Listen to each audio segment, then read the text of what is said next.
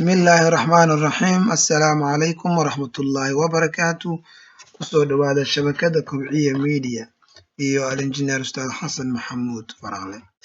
Maanta waxaynu bilaabi doonaa insha Allah haddii la yiraahdo buug cusub.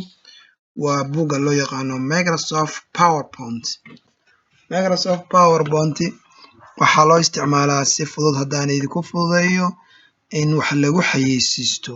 Waxaa loo isticmaalaa oo kale in wax lagu soo jeediyo ama lagu sameeyo waxa loo yaqaano presentation ardayda macallimiinta dhammaan iyo seminaarada barnaamijyadaas lagu bixiyo. Okay, see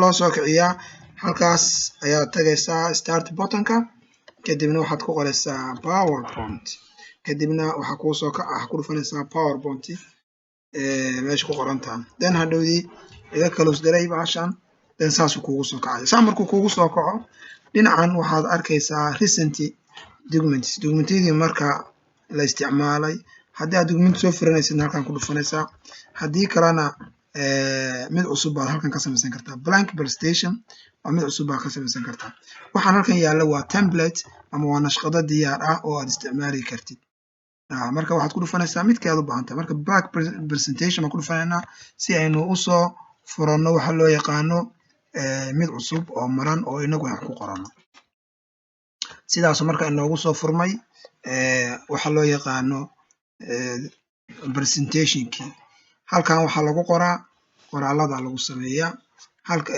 title-ka ciwaanka halkan qoraalada caadiga ah ayaa lagu qoraa la soco casharka labaad insha Allah barnaamijka Microsoft PowerPoint. Assalamu alaykum.